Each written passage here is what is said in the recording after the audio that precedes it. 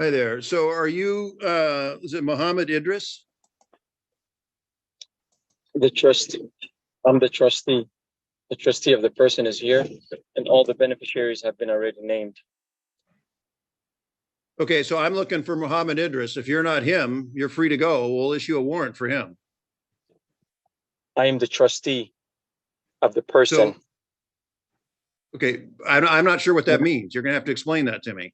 I mean, I know what a trustee is. You know, when they have a trustee over as a person, that's someone who governs their affairs if they're not able to manage their own. Generally, people aren't trustees for themselves, and so that's why, you know. And if you're, I'm not sure exactly what that means, and you're gonna have to explain that to me. What I mean Like I by say, the if you're, I mean, I'm sorry. what I'm saying is the trustee of the person is here, and all the beneficiaries have already been named. This courtroom just went off the rails. A man facing simple traffic charges tries to shut down the entire proceeding by claiming he's a trustee of the person. Watch how the judge handles one of the strangest defenses you'll ever see. Claiming to be something that I'm not doing. No, I'm not going to say that because that's not true. I'm not claiming to be anything other than the judge in Thurston County District Court who's on this calendar. So I'm not the trustee of anybody. Well, you're here to come after my personal trust, correct? No, no. I object being a trustor. Okay. Well, you're not one. I'm just trying to find out who you are. I can't get any clearer when I said the trustee of the person is here. Okay. Is the person here? You're not going to answer that. The trustee of the person is here. Okay. And the beneficiaries have already been named.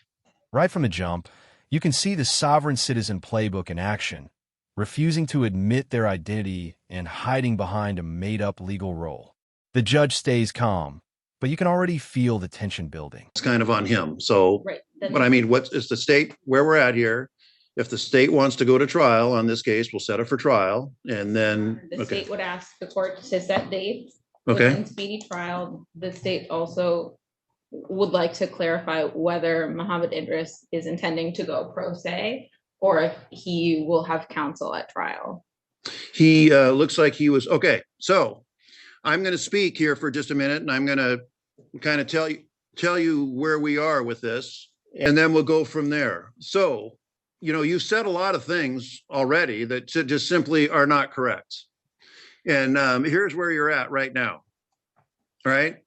And so you've been charged. There's three things at issue here. There's two statutes that are alleged to have been violated: violation of a special fuel trip permit, violation of vehicle operator refusing to comply with an officer.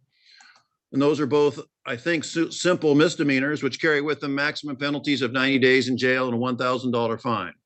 Pleas of not guilty have been entered.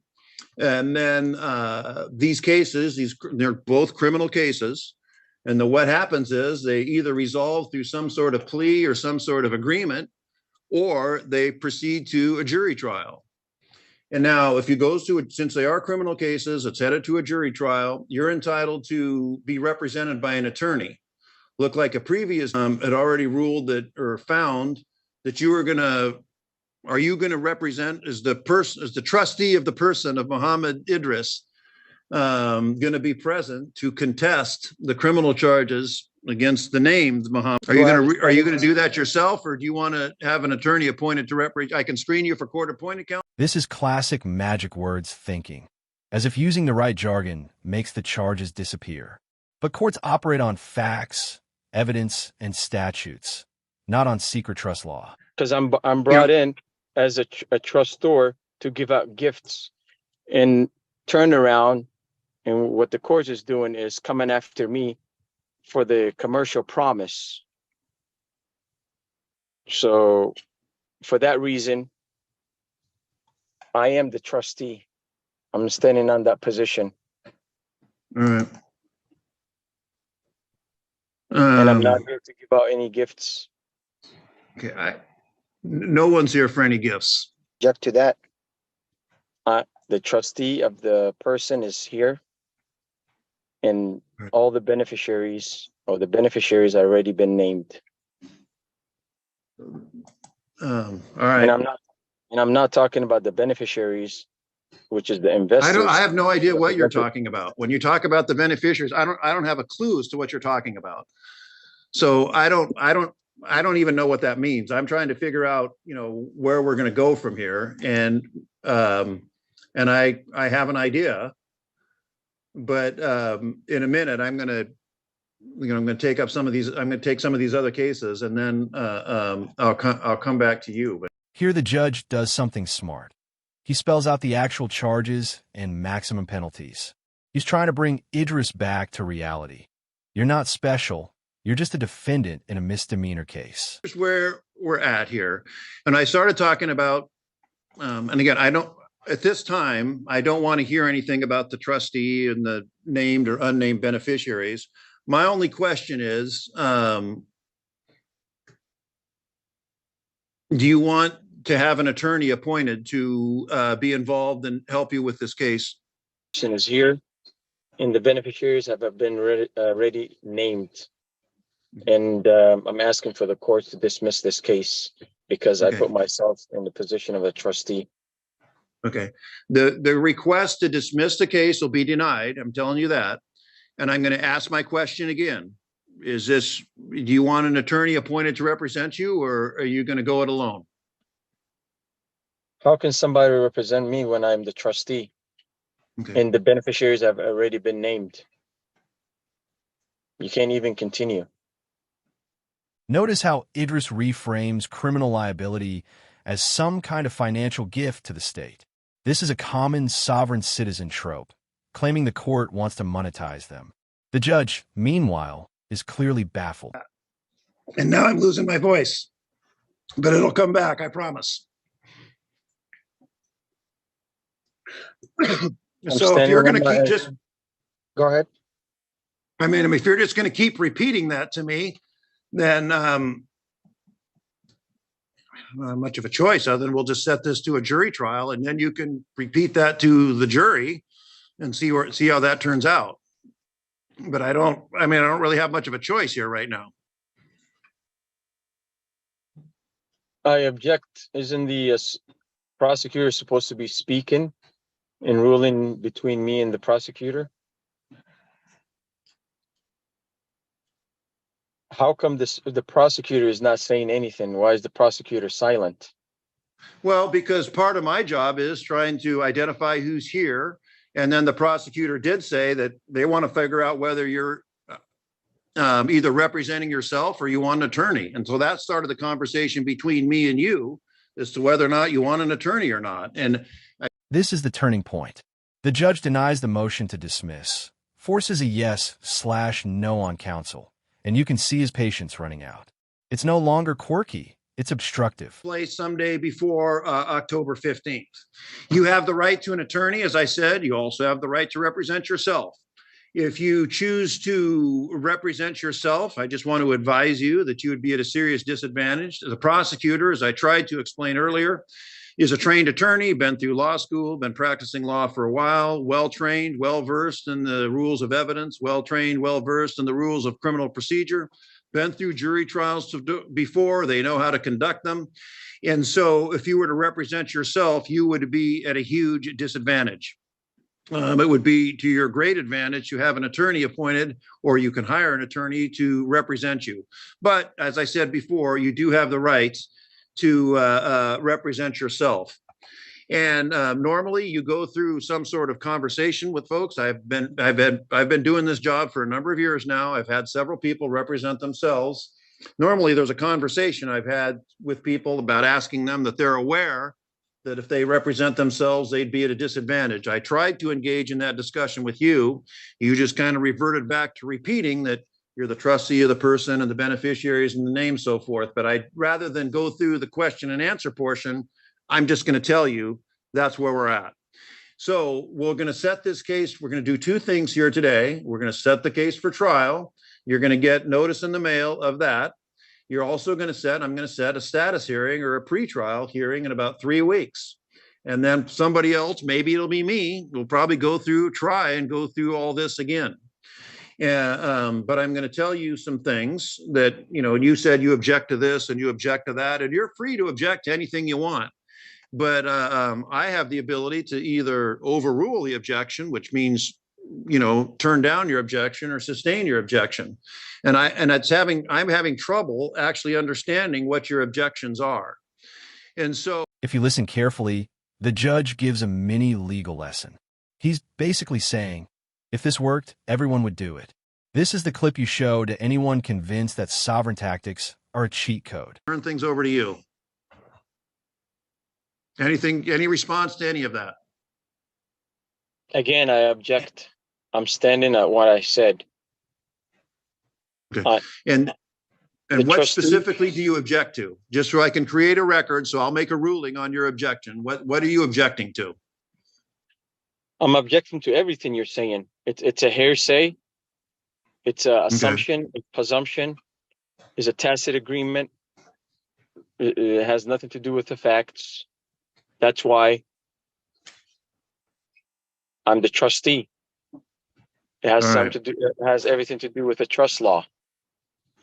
The trustee of the person is here, and the beneficiaries have already been named. That's why I have a All right. trust, and my trust is private, and I don't see your trust. And the trust that you have, the trust that the prosecutor has named you as the trustee. That's why you keep asking the prosecutor what they want to do, because they named you the trustee. And you guys brought me into court to to give out gifts. And I'm not here to give out any gifts. Right. I'm here to object to giving out any gifts that's supposed to reduce the public debt. Am I wrong? Yes, you are. And that's frankly, that's kind of the sad thing, because I'm really not sure completely of what you're saying, but a lot of the things you just said are quite simply not true.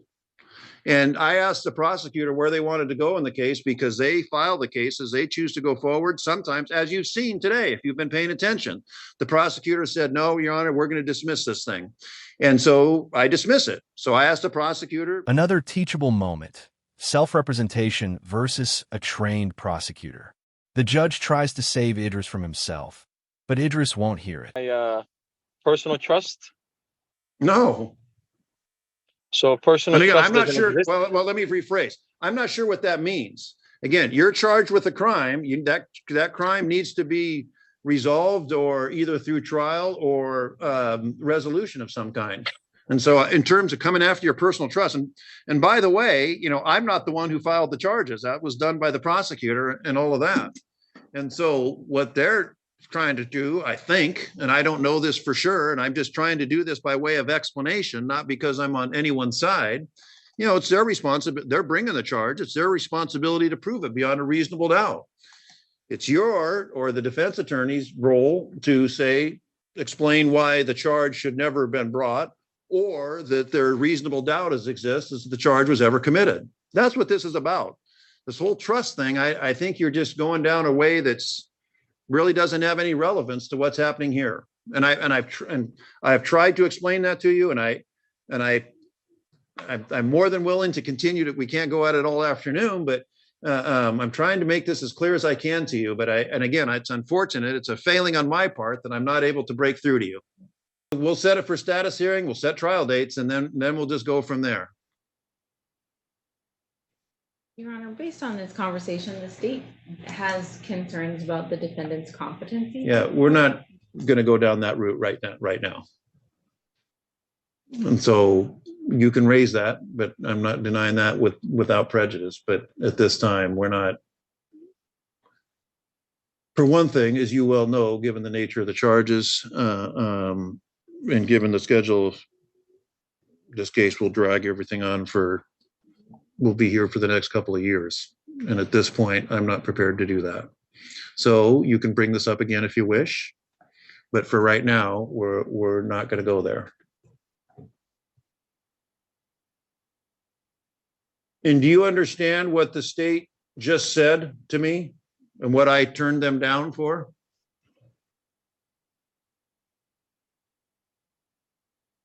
Again, that's a yes or no question. The representative from the state, the prosecutor, she just said something to me. And I said, no, we're not doing that now. She made a request of me.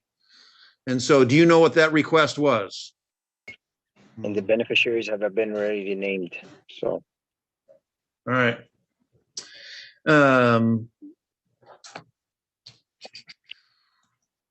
Has he been sent discovery?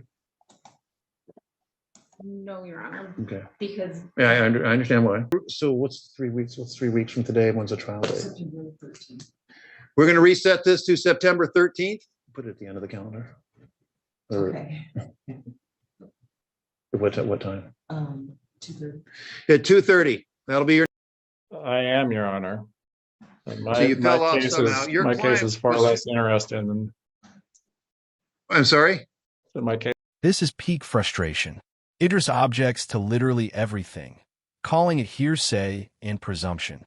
The judge finally tells him flat out, yes, you are wrong. This whole episode shows the danger of believing internet myths over real law. The judge set a trial date anyway, because in the end, you can't talk your way out of a criminal charge with pseudo-legal jargon.